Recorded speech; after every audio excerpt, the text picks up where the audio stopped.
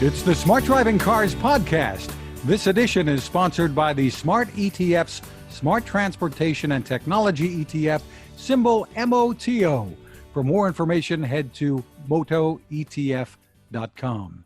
I'm Fred Fishkin, along with the Faculty Chair of Autonomous Vehicle Engineering at Princeton University, Alan Kornhauser. Hi again, Alan. Hey, good morning, Fred. Good morning. And joining us is Richard Bishop, a consultant focused on automated driving strategy and partnerships, and also a contributor to Forbes.com. Thanks for being here with us, Richard. Yeah, good to be with you guys again. Well, this week, you've written a piece for Forbes.com with the headline, Starsky Robotics failed. Does that mean automated trucking is dead? Well, let's maybe start out with a bit of background about Starsky Robotics and what happened. Yeah, Starsky was one of the earliest players in the automated trucking space. I met their founder, who his name is Stefan Seltz-Axbacher. I met him at the Florida Automated Vehicles Summit back in 2015, I think it was. And, you know, he stood out because he had the classic look of a startup guy, a young, sort of energetic guy. And we talked, and he had some interesting ideas. So I was spending the winter in California that year, and so in January we met up at a coffee shop. He told me about his idea of remote driving for trucks, so he wasn't going to go straight at automation. He saw a sort of an intermediate idea of remote driving, and although I wasn't so sure that was going to gain traction, you know, he went ahead and founded his company.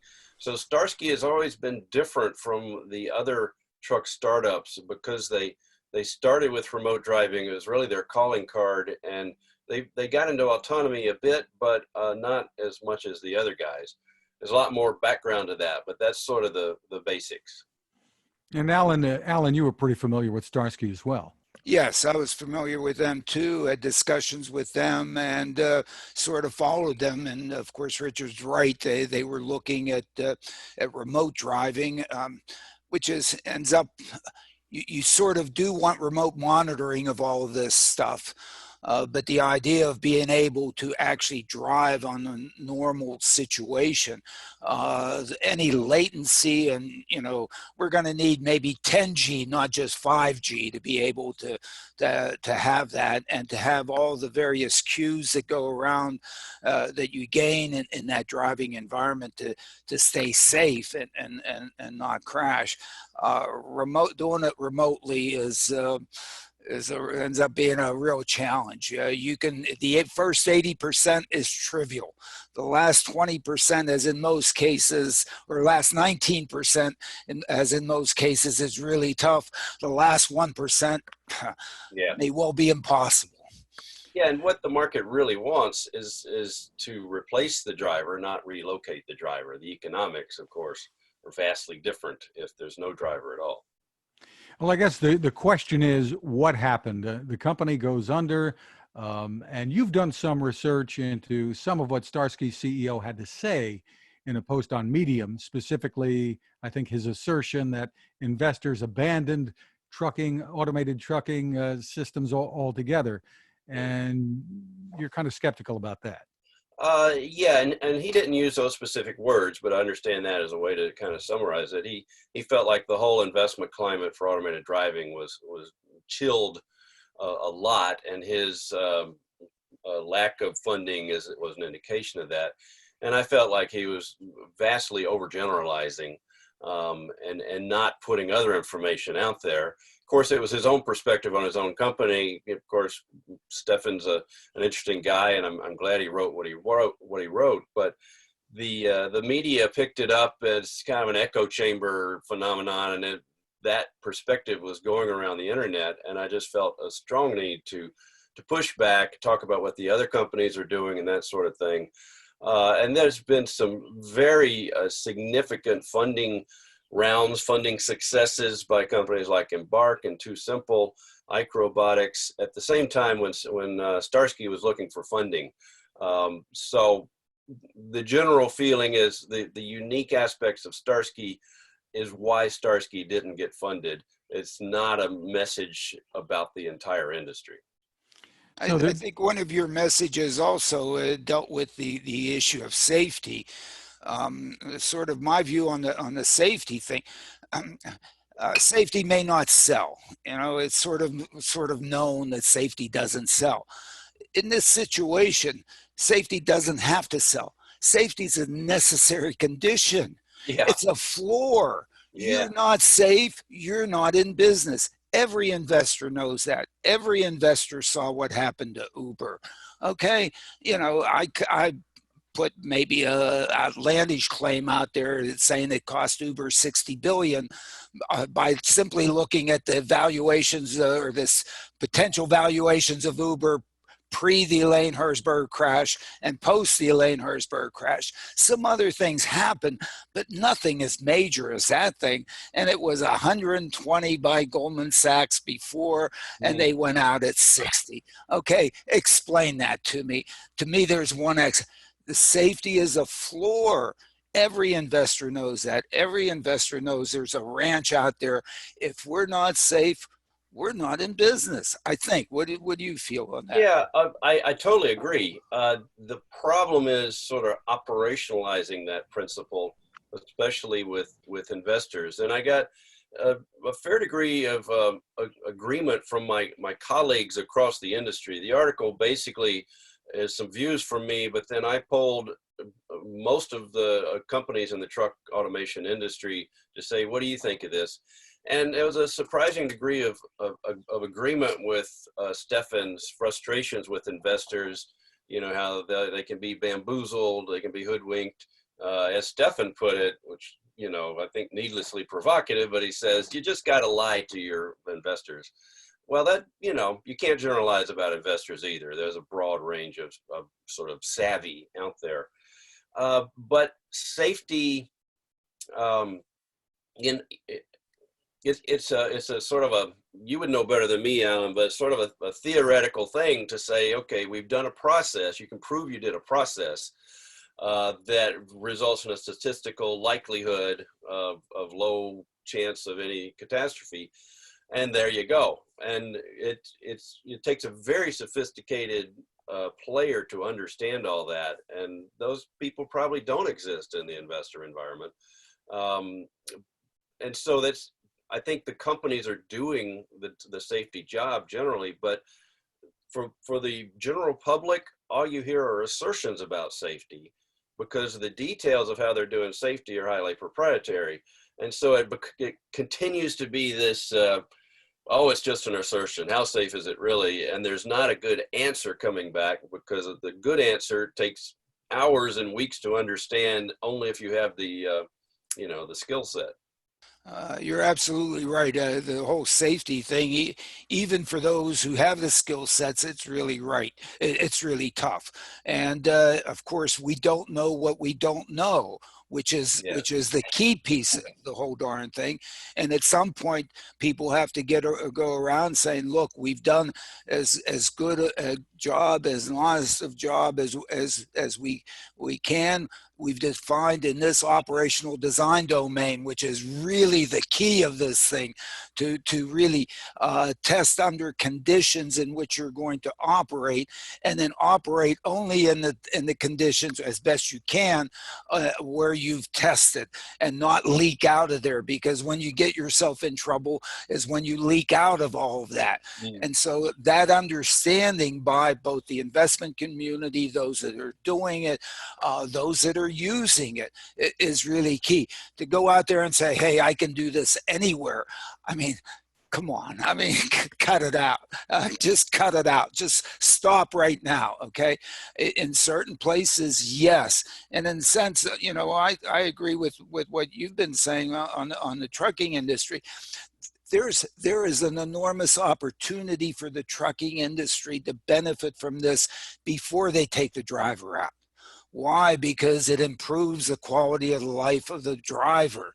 The poor driver, somebody who does this, who is feeding their family, on this. I mean, you know, this is not relaxing like we're relaxing right here, Not Richard. a great job. Not at all. You know, you don't pay attention for 3 seconds and you die. You know, I mean, there is enormous pressure. So to have technology in there that brings the whole thing along, that basically improves that work environment for the trucker, has enormous benefit. It has enough benefit for the owner operator to invest in this, as well as any CEO to invest in this. And let's get familiar with it, and and at some point say, oh my goodness, yes, we can go the next step and do this thing. And what that allows us to have is to deliver value along the whole evolution of that process. And anyway, I think that's what you're pointing out to in your article. Yeah, absolutely. And what's been interesting in the last 5 years or so is to see the trucking industry come around to what originally was a wacky, ludicrous concept right. in their world. And it started with platooning. Right. Automation was this thing only crazy people were talking about, but platooning, I started leading a task force for the American Trucking Association in 2014. And Freightliner and Peloton were developing platooning, and we brought that into the conversations. And it was the initial, what are you, crazy? You want my driver to be that close to another truck? And over time, they clicked into it because in that case, fuel economy benefits were so compelling. And that sort of led the way into softened the ground, I guess, for the automation piece to come in. And again, because of the business case and the economic benefits are so eye-popping, the serious players in trucking said, okay, we're gonna look hard at this. And so they're on board. Excuse me. They're on board, and it's challenging to evaluate all these factors we're talking about. Interesting. Was this some kind of, do you see this as a judgment about remote controlled vehicle versus true self-driving vehicles? Is this a judgment on that, what happened here? Let's see. Well, yes, basically, yes. The business case there was not that strong. Starsky pivoted to say, oh, we're going to do remote driving only on the feeder roads to the interstate. And then our trucks will continue on to the interstate and do fully automated driving. But the background info I got was that they didn't go as deeply into that on-road automation as the other guys did.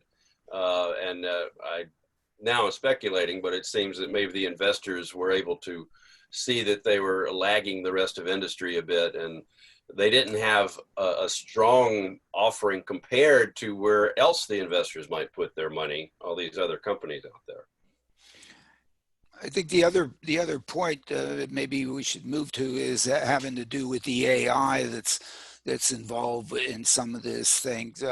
I think that what they pointed out was that the AI is tough. Again, 80% of the AI is pretty easy, 19% is really tough. I think the other 1% is doable, as opposed to with remote, isn't. But we still have an enormous way to go on the AI. And I think the way that it's been improving, I think has the opportunity to reach it. I am not a fan of unsupervised learning. I think it's an oxymoron. I mean, boy, this is an opportunity for us to do unsupervised learning right now. I hope all the Princeton students at their home learn, baby, learn, and then I don't have to be I think it's almost ludicrous, to think about it. But in fact, the sort of where we are so far in the supervised learning, we're still basically frame at a time, as opposed to time series video type things. Things evolve in the driving function. They don't happen instantaneously. We don't go down the road. just opening and closing and Right. Yeah. opening and closing. There's a continuity there. What happens around you, context, and so on, world views, all these things are really important in terms of doing this, that are still in the very beginning of being brought into this AI world. So your Well, thoughts on that, Richard? yeah, it is. One of Stefan's premises is that there was super fast improvement in AI applied to understanding a driving scene, and that was true. And then he asserts that everybody thought it would keep going at that rate, and probably the deep experts in AI would have said, no, we never expected that. It's going to get harder because that's the classic corner cases that are out there. And it has slowed down a bit, but from what I can see, Waymo continues to make huge progress, and other folks, Too Simple. There was a Too Simple quote that said they're looking pretty good. And unsupervised learning, the term obviously creates skepticism, and it's probably not accurate, at least to what I know about it. Yes, there are players who are out there getting in front of the startups and the vehicle manufacturers, showing what they can do with what's called unsupervised learning, and it's in process, but it's looking like a valid way to go. And very interesting, just last night the news dropped that an unsupervised machine learning company called Helm.ai got Series A funding of 13 million. And 13 million doesn't sound like much, but when you're an AI company, you just have people sitting in a room working stuff. Yeah, and they could be social distancing, and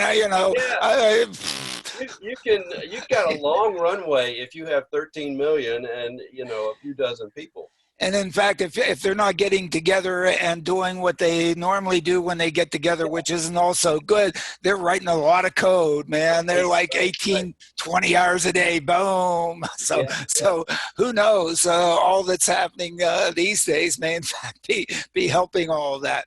Right. And full disclosure, I've been advising and helping out Helm AI for a couple of years now. So okay. I also my congratulations to them. Okay, good. It's good to know they're putting that 13 million to good use. Right. What are your thoughts, Richard, about what the COVID-19 crisis could mean for autonomous trucking, deliveries, mobility? Oh, wow. Good question. Well, yeah, I think the core piece is there's been debate over the years about, we're going to transform society because so many fewer cars will be roaming around. They're robo-taxis, and they'll each be multi-occupant cars.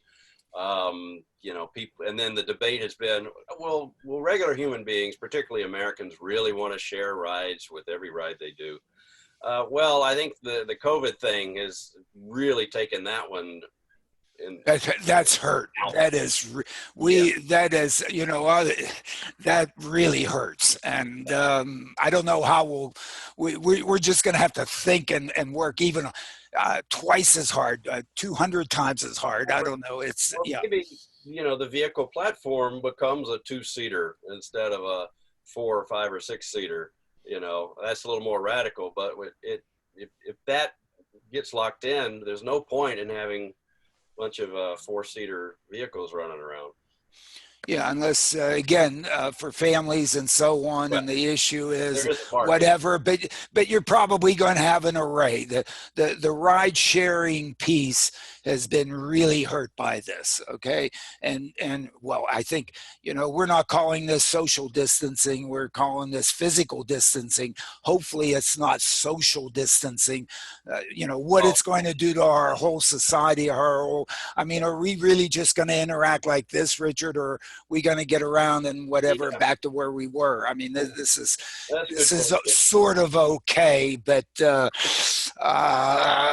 whatever. That's a whole different. That's a much bigger picture. But I kind of but as an aside in my piece said, well, really, you know, a driverless vehicle is the best way to get around if you're going to do ride hailing in a virus world.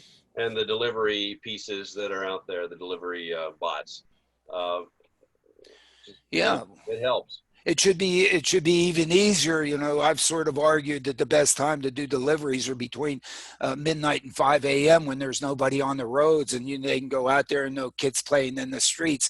Right now, this is almost 24/7. There's no kids playing, whatever. But you don't need it for all that. I mean, I still felt that with respect to the driverless delivery opportunities, that at least in the villages like Princeton, or it looks like where you are, you know, Amazon will figure out an Amazon box or something to put on your curb, just like your mailbox, or not like your mailbox, but like a mailbox. And these things will, of course, know the kind of reception device you have at your home, and it will automatically know what to do because of it. And hey, all that can be just come out of you know, Robbinsville and come here. Boom! It's almost a no-brainer. And I would imagine Amazon, which doesn't tell us very much about what they're doing. I don't know if you know what they're doing. They don't tell me. I don't want to know anything proprietary anyway. So that's not what I'm trying to do. But they have to be working on this. Their most, or one of their biggest issues has to deal with how do they get this stuff to my house, okay? And this is an enormous opportunity for them, especially when much of their business is based on it being free. The only way they can get the cost close to free is at some point the drivers have to do something else. Yep, that and the electric platform, you know. And that and the an electric platform looks like, hey, it looks like it's so easy.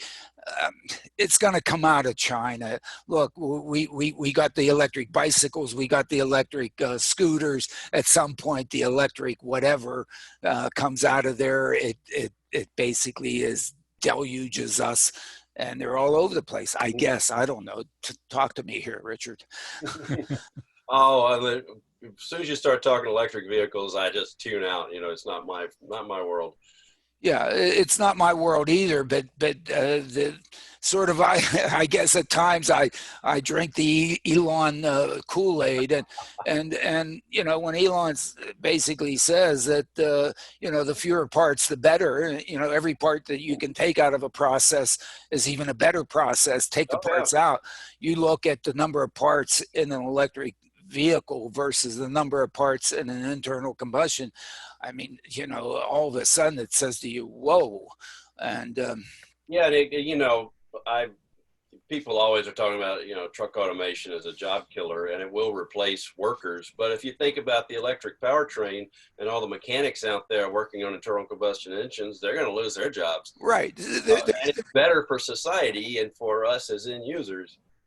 Yeah, and we might use more, and I think they'll find new jobs to do. Okay? Yeah, sure. I look, I'm not worried about a truck driver moving into a better job. I think that's a real opportunity. Plus, in some sense, for some of the things that are being moved, you can afford an attendant because the stuff in the back is so damn valuable. Now, some stuff isn't that valuable. Security, customer service, a whole bunch, and then give that person some other things to do. I mean, you know, let him or her be customer service. Wouldn't it be better to have a customer service agent just cruising down the highways in an environment like you are, rather than stuck in some cubicle who knows where? Right. I've thrown that out there, and you know, I'm with you. Yeah. We will continue in just a moment, but this is a good time to remind you about our sponsor, the Smart ETFs, Smart Transportation and Technology ETF, symbol MOTO. You can get more information at motoetf.com. ETFs, as you may know, can be a good way to spread risk while investing in a category of stocks. There's a white paper titled The Smart Transportation Revolution at motoetf.com. under the Insights and News tab. Worth your time to take a look and learn more about the focus there. Getting back, as a result of COVID-19, Waymo has now stopped all of its autonomous vehicle testing and services in Arizona. It had previously been continuing offering rides in vehicles without the safety drivers. That was the last time we spoke, Alan. So, Yeah, I guess it was. I think it was a good idea that Waymo had to go out there and do it driverless. It has to mean that they had enormous confidence in their system, that it was safe. They would not have done that. You can imagine the lawyers and everybody else around the table, not only from Waymo, but from Alphabet and everywhere else, saying, "Hey, yo, guys, are you sure you know what you're doing here?" And and they've methodically done that and evolved to it so that people were comfortable with it and said, yeah, I guess there is a risk, but life's a risk. We never get to risk zero. And so, yes, let's go do it. I think it ended up being more of a public relations type thing in terms of the operation and so on and so forth. And given this and people really wanting to not provide mobility for people to move around, that in fact you're supposed to be staying home and so on, that I just think that they just said we're going to take a breather. We can still work on the code. We can still run our simulations. We can still improve the whole system. Let's just do that. These are challenging times, and I personally think it was a very responsible thing for them to do. Richard? Well, and I look at it in terms of obviously anytime they're running their driverless system, they have a support staff in a remote center somewhere monitoring. Sure. And so that became just a classic, here's an office environment that maybe we shouldn't have people there. Right. I would say really all the news reports about, Neuro and Starsky and Cruise shutting down their testing, it's not news at all. It's just like any other company saying, we're not going to have our people in the same place together.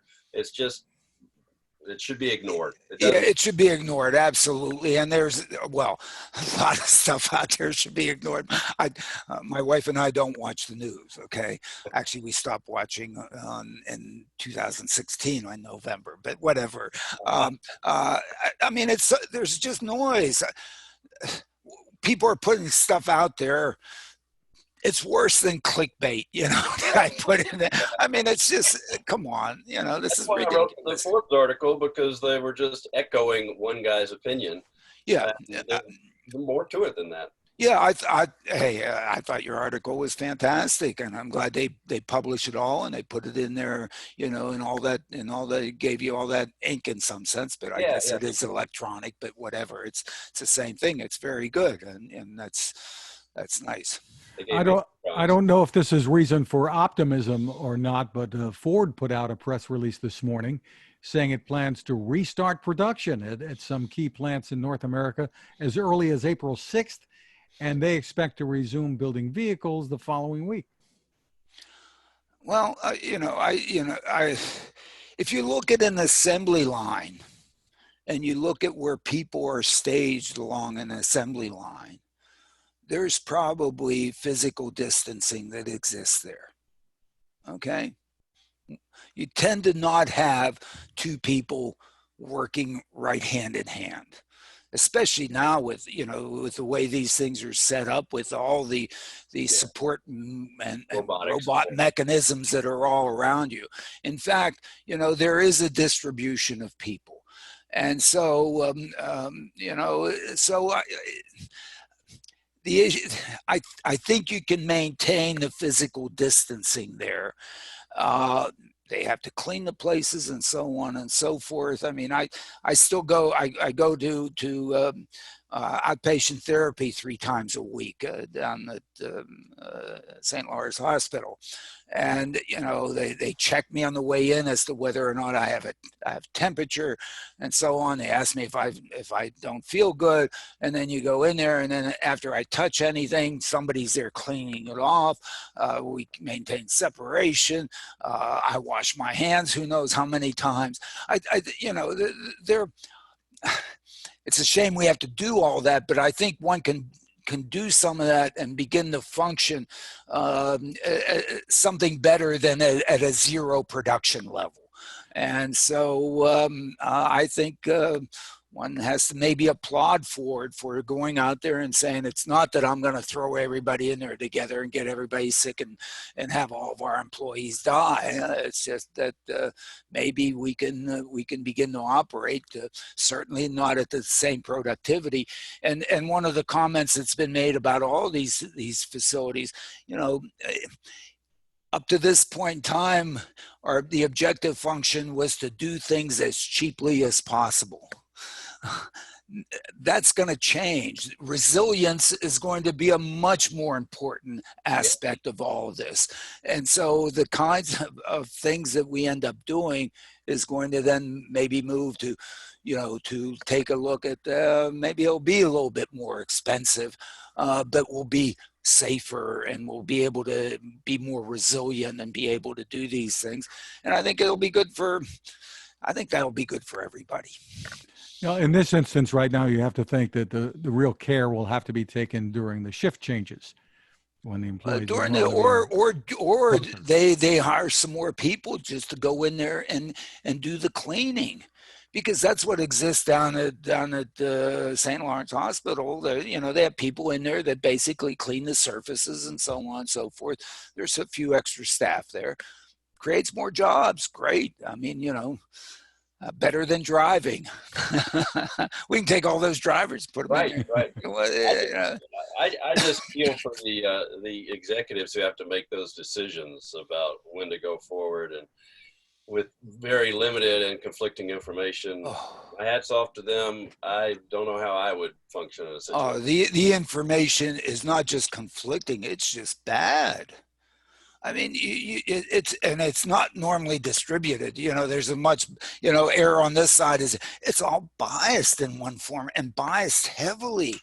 And you don't even, oh my goodness, it's just, don't get me going on that one. It's essentially impossible to make decisions based on how bad all this information, this data, and then to convert it into information, and then to convert it into decisions. I mean, cut it out. You're almost better just sticking your head in the sand and saying, I'd rather not know any of this because of the biases, and you don't know where the biases are coming from. There's another piece in Forbes we want to talk about a little bit. It was by Brad Templeton. It's saying delivery robots could have saved the day if the virus had come a bit later. He points out there's a huge upswing in demand for delivery, and delivery companies are falling way behind. People have a sudden desire to not have a delivery driver touch their packages, and drivers don't want to interact with scores of people. And finally, the roads in some areas have become almost deserted due to lockdowns. Yeah, well, I think we've already mentioned that. Yeah, this has everything right. to do with the home delivery. Absolutely, and yes, there is an opportunity, and that opportunity will exist once this is over, just as much as it exists now. My daughter went to the grocery store and then wiped down all the groceries when she came home. I mean, holy hell! What? Yeah,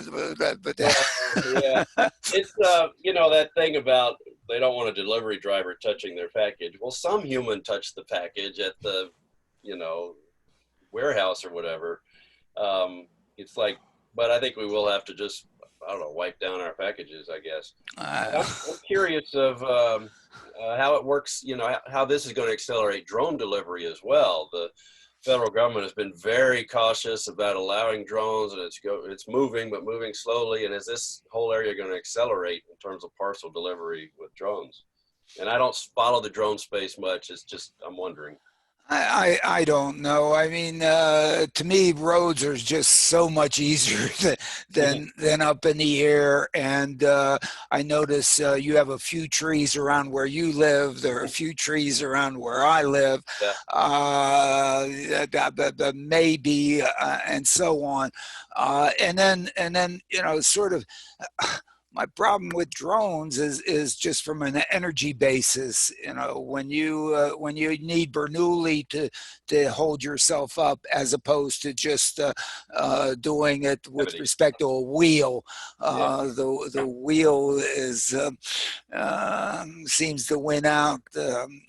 Size, packages, and so on. I know that the distribution of package deliveries are, I don't know, 80% of them are under 5 pounds or something like that, of whatever that distribution is. Is that, but having the drone go from the Robbinsville distribution center of Amazon to my house, and just to bring me I got Velcro this morning delivered. I mean, Right. and some drill bits, so I got both. I must have weighed 1.5 pounds. Okay. Could have come by drone, but at least the vehicle that brought it here probably had 30, 40, maybe 50 other drop-offs in a tour that delivered that to my house. I don't know what it comes out to be when you actually run the numbers on it. But Amazon's running those numbers. Oh, Yeah. have run absolutely. They know that. Okay, whatever the answer is, they know it. Yeah. Well, we mentioned Tesla before. According to Electric, they now have thousands of vehicles available in inventory and are using the coronavirus shutdown to increase production capacity. Short term, perhaps a problem, but maybe a plus in the long term. I think that's just a reflection of the way they do deliveries. I think if you look at any other car maker and you look at the inventory at the dealerships, and they'll tell you that they have 30 days of inventory or whatever the number is. There are seas of cars that are available out there. Tesla's a little bit different. They own the car themselves until they deliver it to you, whereas everybody else, every other manufacturer, passes that off to a car dealer, who then holds it before they deliver it to you. So it's a little bit different. What those numbers look like. I'm more interested in seeing what the production has been this past quarter out of the Shanghai facility, to see whether or not China is really back in business or not back in business. Have they been able to do the physical separation in that facility such that they've been back in operation and producing vehicles or not? I haven't seen the numbers. Maybe I haven't looked close enough, but I'm sure in their next quarterly filings we'll have that, and we'll have an indication to what extent China is back in business. And finally, Alan, from the clickbait section of the newsletter, a report from the Wall Street Journal headlined, "Sleeping in Self-Driving Cars. It's no pipe dream." Well, I don't know. This is level 3. I am not a fan of level 3. I'm just not a fan. I just don't think there's a market for it. I don't think no company is going to make a vehicle for which they're going to sell it to you, Fred, for you to maintain, and then you decide to use it in some automated process, but they're going to step back and basically cover for you. They're going to say, no, it's yours. It's your responsibility. We're not the one that's responsible. If you fall asleep, that's your problem. And my goodness, that's not going to happen. I mean, I just don't think there's the business case in the end falls flat on its face. And yes, it might be nice to be able to sleep sometimes, but if you're only going to sleep if somebody else has the responsibility of operating that entity, and that responsibility has to be either it's a pilot, or it's a locomotive engineer, or it's a bus driver, or it's an automated system that is in fact in the hands of a responsible entity that has maintained that, and that is taking that responsibility and delivering that to you. Individuals delivering that for themselves, I don't buy it. But Yeah, you well, know, I Richard, agree with you on, you know, if you're talking about sleeping, then you're not talking level 3, you're talking level 4. yeah. And sure, you know, that's Waymo's pitch and Cruise and everybody else. And you know, people want to use time in ways other than driving, and that's great once, you know, that market develops. The But level, that's somebody else providing the service. I Yeah, know, right. That's not you providing it for yourself. yeah. Okay, So which now is, go ahead.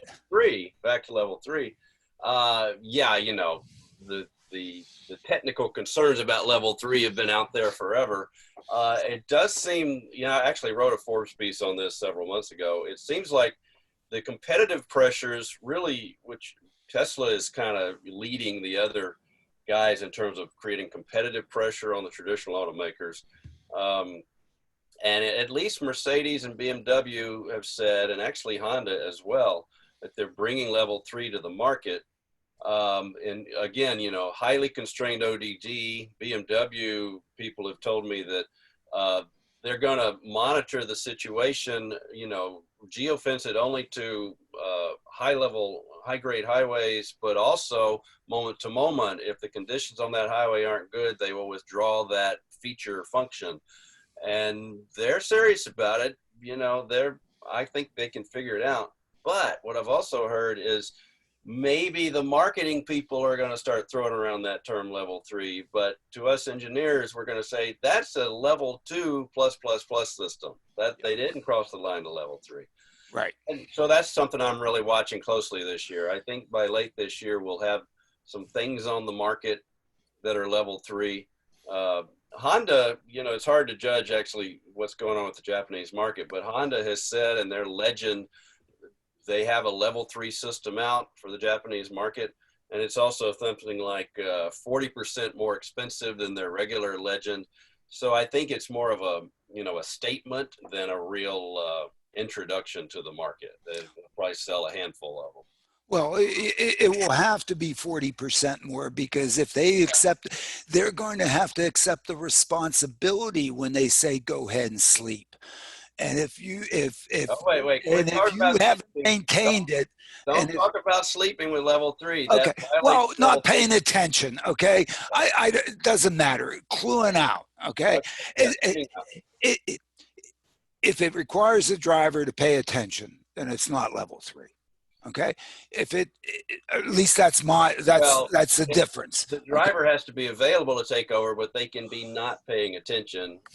That's the deal, which creates a lot of requirements for in-cabin driver monitoring as well. Not what their eyes are doing, but what posture they're in, and are they available for takeover and that kind of thing. If I can't hop in the back seat, then it's not level 3. Okay. I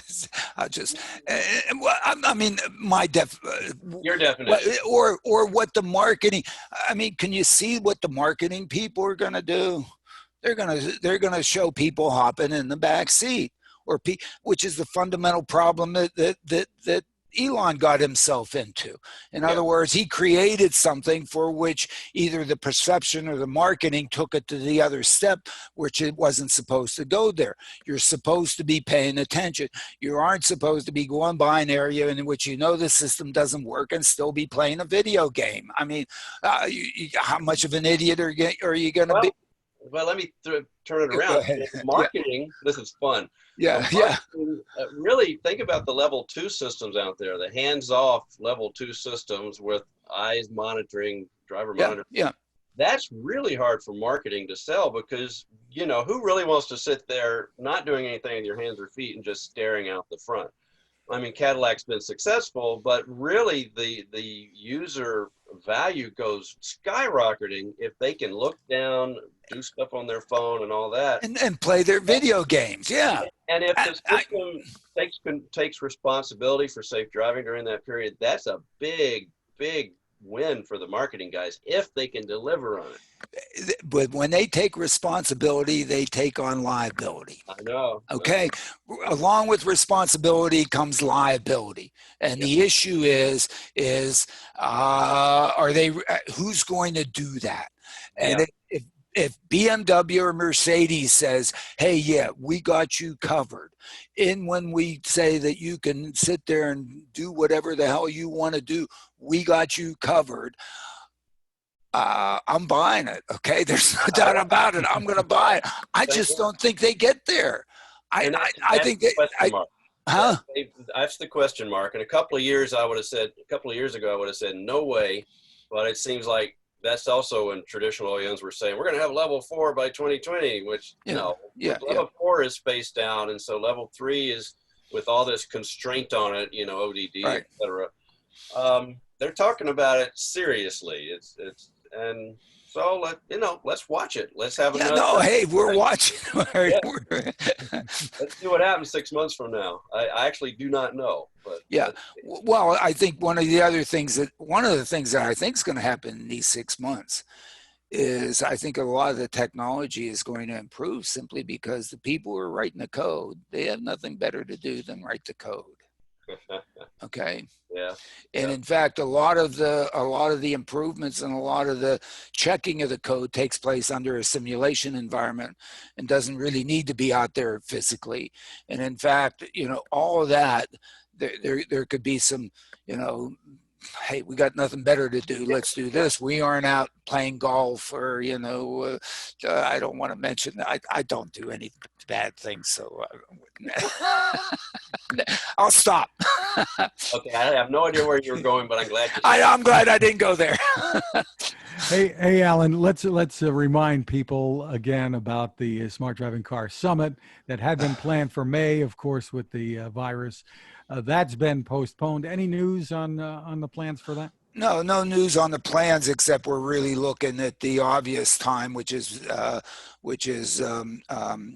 fall break in the third week of October to do it at Princeton.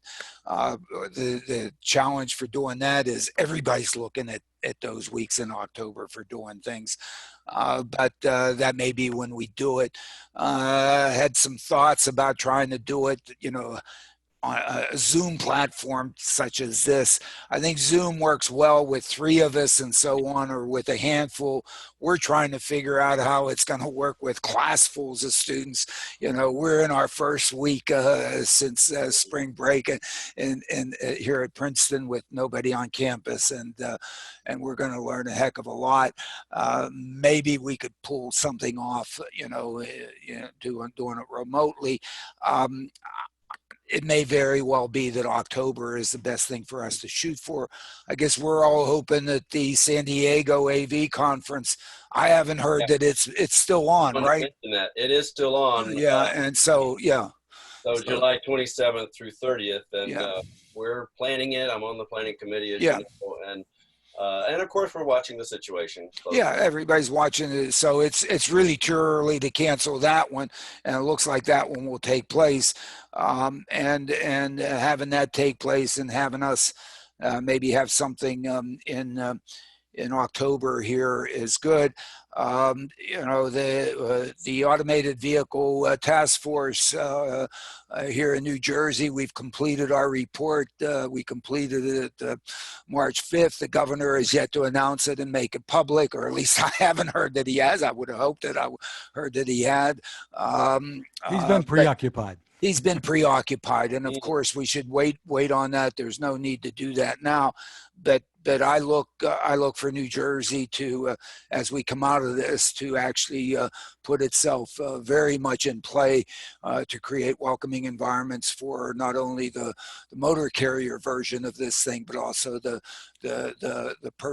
people mobility version, the mobility machine version of this thing, and put us into play.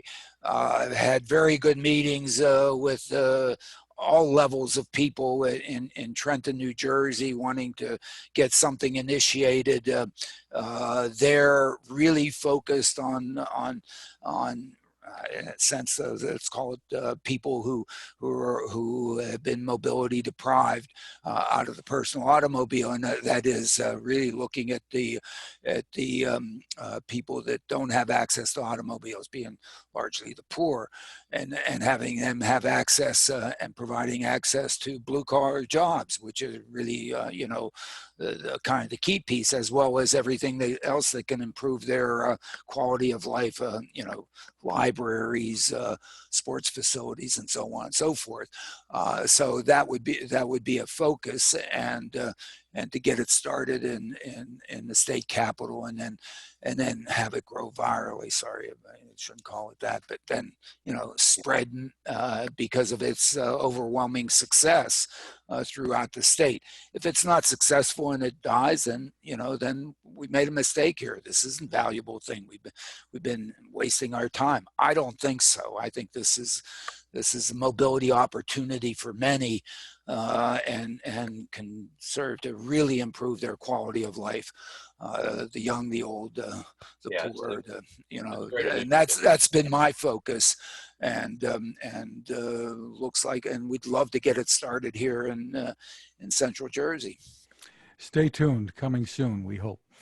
So, Richard, we want to really thank you for taking the time to be here with us. Really terrific. Welcome. Yeah, I enjoy the conversation. Yeah, it's always great, Richard. We'll do it again, huh? And congratulations on your article in Forbes. Really good. Okay. Thank you. Really good. Thanks. And the website is richardbishopconsulting.com. That's going to wrap up this edition. Thanks to our sponsor, the Smart ETFs, Smart Transportation and Technology ETF. The ticker symbol for the ETF is MOTO, and more information is available on motoetf.com. You can find us at smartdrivingcar.com, also on Anchor FM, Spotify, TuneIn, Apple, Google, Spreaker, wherever you get your podcasts, and ask your smart speaker to play us too. You can find my tech reports at techstination.com. I'm Fred Fishkin along with Alan Kornhauser. Stay safe, and thanks for listening. Yeah, and remember, physical distancing, not social distancing, okay? But physical distancing. Take care.